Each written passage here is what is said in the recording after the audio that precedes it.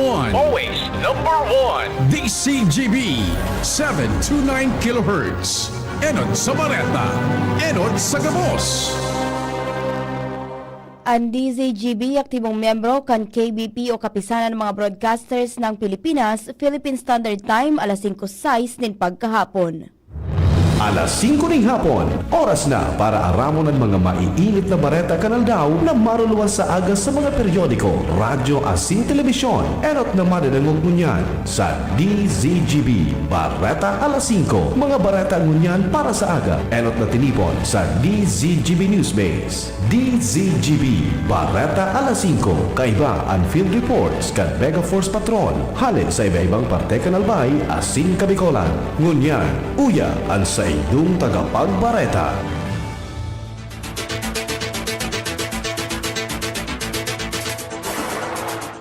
Maray na hapon sa mga paraan tabay sa pangaran kan Newsbase, Mega Force Patrol asin kan terminindong nakakaiba ni si Sir Pio Fernandez.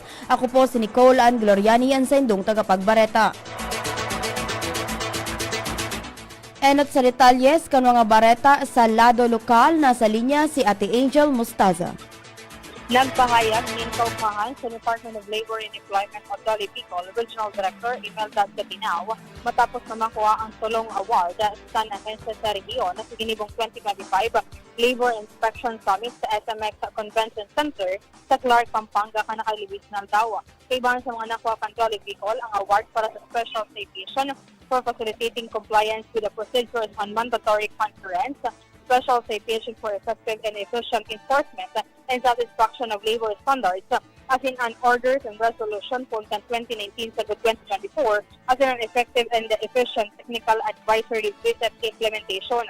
Sinabi ni Gatinaw ng kada award ay profiling kan dedikasyon, teamwork as in genuine care kan mga empleyado para sa ilang trabaho para makapagtaon ng serbisyo sa komunidad. Mientras sa ibinaramdaman ni Gatinaw sa mga empleyado kan ahensya sa rehiyon na padagos sa isabuhay ang sindang misyon na magpatalubo kan disente as in produktibong trabaho, pagpromotira ng industrial peace as in ang pagsiguro ng pagkakaigwan ng social justice para sa gabos ng mga Bicolano. Madadag na bareta, Inzo Mustalza, DCGB. Ang baretang ini hatod sa Indukan. Plemex. Pag may ubo-ohi ka, Plemex agad. Basta lagundi, Plemex. Salamat Ate Angel Mustaza. Para sa mga dagdag pang detalyes kan bareta sa lado lokal, nasa linya si Kuya Jomar Bien. Thank you very much, Nicole. Tinawanin na komendasyon kan sa kunian panglungsod kan tabako ang barangay Tagas dahilan sa magayon na naging performance kaini sa Galing Puok Award sa resolusyon na ipresentar ni ABC President Rogelio III Burse sa iyang sinabi na magkakanigusan ng tawaning komendasyon ang barangay Tagas sa pahingenot ni Punong Barangay Malubonto, pati naman sa iyang mga barangay officials kasabay ang lupong tagapamayapa dahilan sa naka-qualify ini out of 136 na mga barangay na pigases kan DILG, nakasabay ini sa 25 na iyon ang pagpipilian para sa top 10 outstanding barangay initiative sa bilog na Pilipinas. Tusog kay Burse ang ginamit na estratehiya kan barangay Tagas kan Tamako.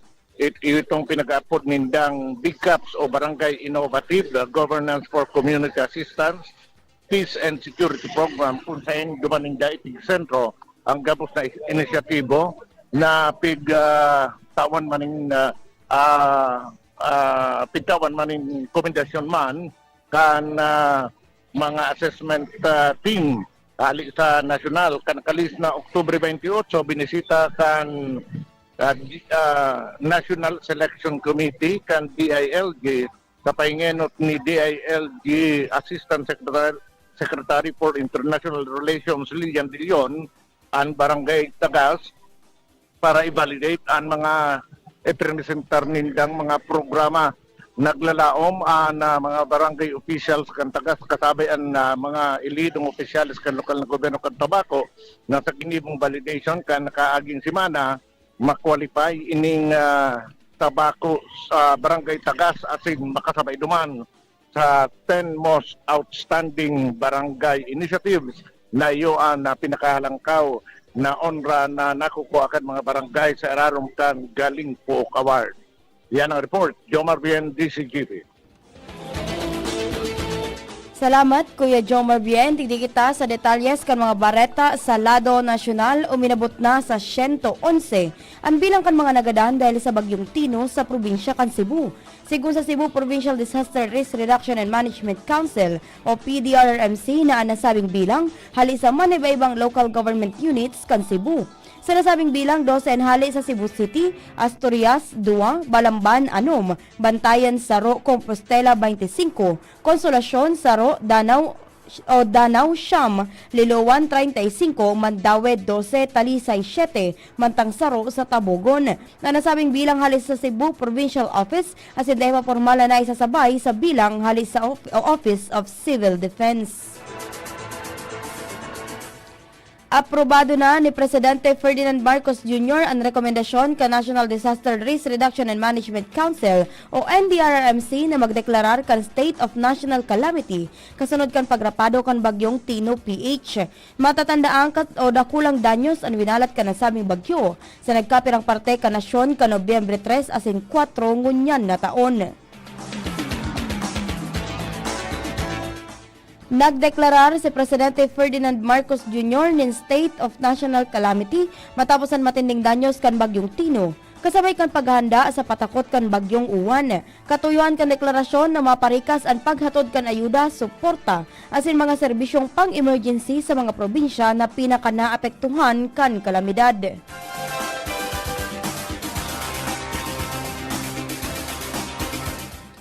Pipa-review kan Malacanang ang naging implementasyon kan sobra 500 na flood control project sa Cebu. Sigon kay Palace Press Officer Claire Castro, poon 2016 sagkod 2022 sana. Pinagkakarkulong na sa 343 ang flood control projects na naipautob sa lugar kung sa induwa sa mga ini ang napinsyente o dain natapos. Dagdag pa niya sa irarong kan Administrasyon Marcos, may poko mas o menos 168 proyekto sa pagpugol kan baha, kung sa 55 sa mga ini ang padagos na pinaggikibo.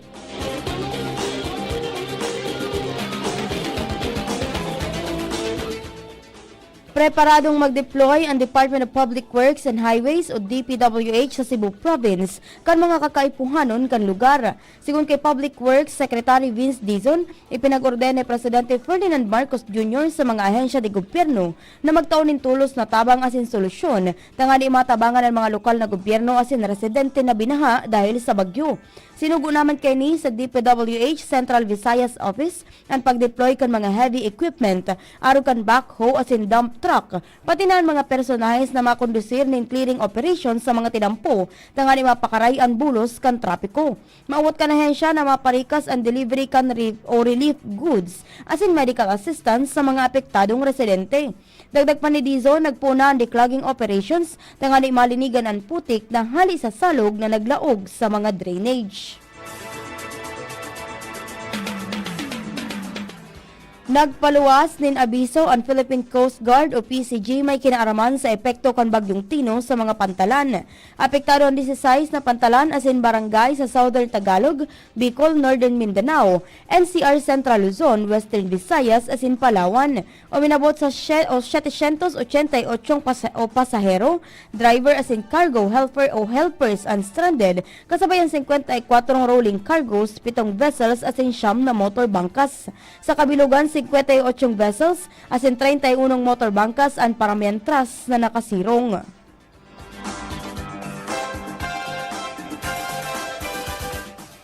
Nasisiguro kan Department of Agriculture o DA na day makakaapektar sa supply kan bagas ang bagyong Tino. Sigon kay Agriculture Secretary Francisco Chu Laurel Jr. na day sinanahadit dahil haros matapos na ang harvest season sa mga mayor na probinsya.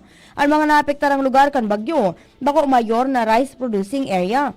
Igwa man rin magkakanigong stocks na bagas ang National Food Authority o NFA para sa pangangaipuhan kan nasyon. Mabeltahan detalyes ka mga bareta makalihis ang nagkapirang pagirumdom. Realize true comfort and relaxation at Dorotea Resort and Spa, a perfect venue for family outings, couple retreats, and various functions such as weddings, birthday parties, corporate seminars, and conferences. Dorotea Resort and Spa. We have backpackers rooms, standard rooms, deluxe, suite, and a penthouse. Also, relax and rejuvenate with our spas and invigorating treatments, services, and facilities. Dorotea Resort and Spa, Kahugutan, Bakakay, Albay. For reservation, contact us at 0917-777-5734. Find us on Facebook, Dorotea Resort and Spa. Relax, rejuvenate, and enjoy. Only here at Dorotea Resort and Spa. Mga tugang, abangan ta ang pinakabagong programa digdi sa DCGB Radio. Ang programang mahatod ning mga impormasyon, mga istoryang kapupurutan nin inspirasyon na naidulot kan pagtatrabangan nganing maiangat ang pagkabuhay kan mga Bicolanong paraomang benepisyaryo. Magkiribahan kita, alas 10:30 hasta alas 11 ning pagkaaga, magantabay, asin maghinanyog sa kape, asin baretang agraryo. Yolo Pascual po. Sa ubo at hika, may Plemex Forte Syrup and bottles. Pero para sa ginhawang kailangan agad, may Plemex Forte Capsule and Blister Pack. Madaling bitbitin, kayang ibulsa. Gawa sa natural na lagundi na tumutunaw at nagpapalabas ng plema. Convenient na, ginhawa pa. Plemex Forte Lagundi in Capsule. Basta lagundi, Plemex. Easy! Vitex Segundo L is the generic name of Plemex Forte. If symptoms persist, consult your doctor. Getting married this year? Planning for a birthday party? Organizing an event for your company? Bicol Food Delights Catering Services is your one-stop solution for your upcoming events. From venue, coordination, and events host, we got it covered for you. At Bicol Food Delights, we also cater events of all sizes, specializing in wedding, corporate events, and parties. We've got the best menu for your events, like crispy Bicol Express, braised pork ribs in white sauce, cheesy baked lasagna, chili beef tinutungan, BFD fried chicken, and more. We also offer service contract and tables and chair rentals at affordable prices. Bicol Food Delights Catering Services is located at the second floor of BFD Building, Purok 2, Variada, Barangay 38, Gugun, Legazpi City, in front of Kalayaan Park. For more inquiries, you can call us at 0919-094-2572 or 0927-353-4407, or you can visit us at our official Facebook page at Bicol Food Delights Catering Services. Bicol Food Delights Catering Services. Great food, delightful service. Nagdadangog kamo sa DCGB. Always number one, always at your service.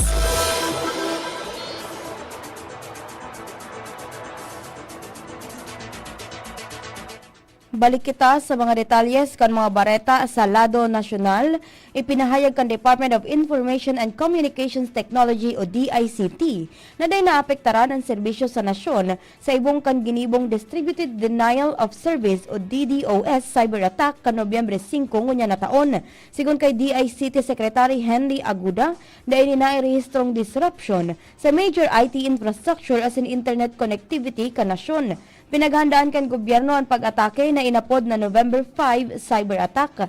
Maski may nagbalong bumilog din magabat na internet traffic, matrayon po ining naulang gamit ang anti-DDoS equipment kan ahensya.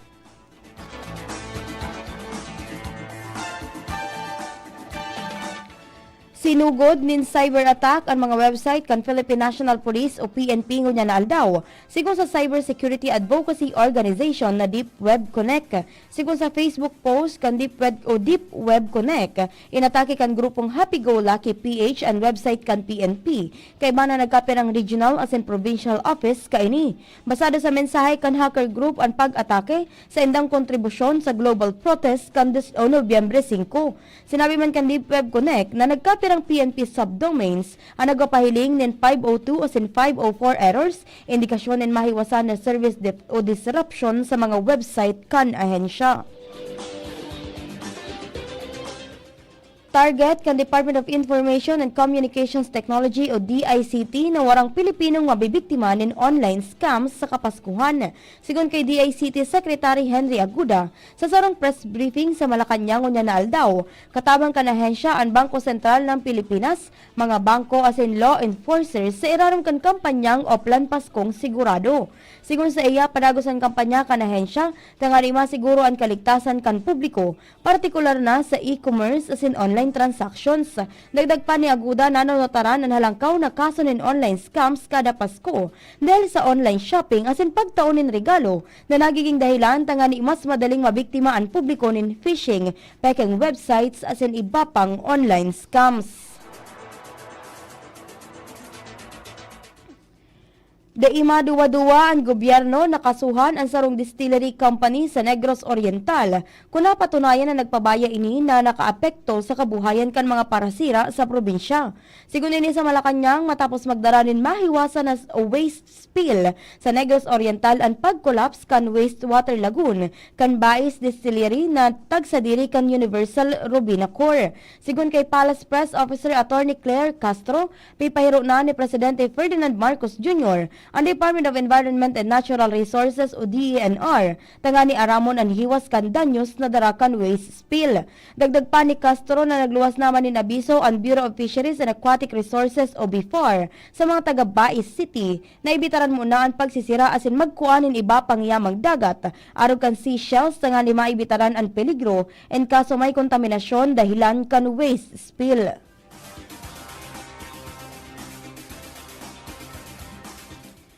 Nagbaba ang unemployment rate kanasyon kan Setyembre 2025. Sigun sa Philippine Statistics Authority o PSA, dahil ini kan pagdakol kan trabaho sa sektor kan agrikultura, pagmimina asin konstruksyon. Nairehistro ang joblessness rate sa 3.8%, mas baba kumpara sa 3.9% kan Agosto. Sigun kay National Statistician Dennis Sumapa, may 129,000 na bagong trabaho sa mga tanuman nin paroy asin pag-ataman nin urig, dahilan kan panapanahong pagrambong sa sektor kan pag-uma.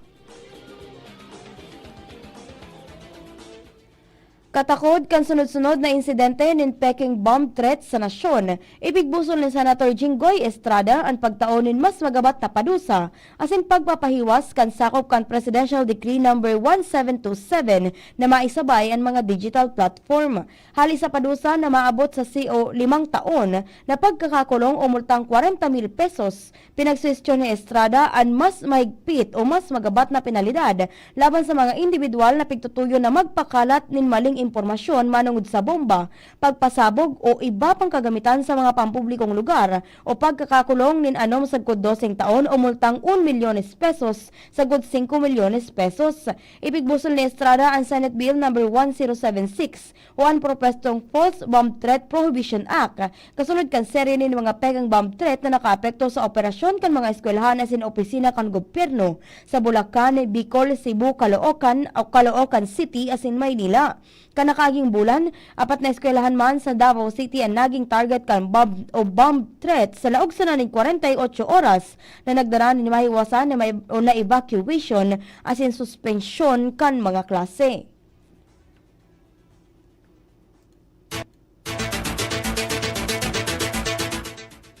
Naglatag nin kasong kriminal ang Bureau of Internal Revenue o BIR laban sa tulong dating engineers kan Department of Public Works and Highways o DPWH na sina Henry Alcantara, Bryce Hernandez as in JP Mendoza. Nadiskubre kan BIR ang kabilugan na 1.6 bilyones pesos na kakulangan sa buwis matapos ang ginibong lifestyle check.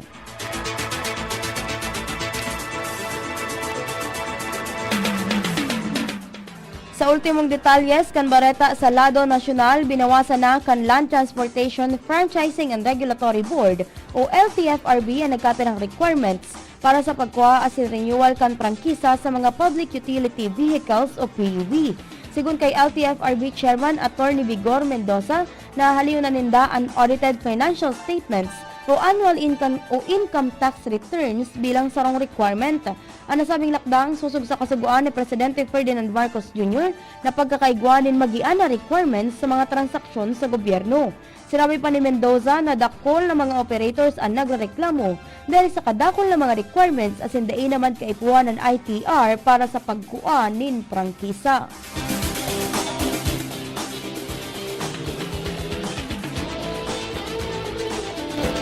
Iyan po ang kabilugan kan mga detalyes kan bareta na tiniripon para sa bareta alas 5.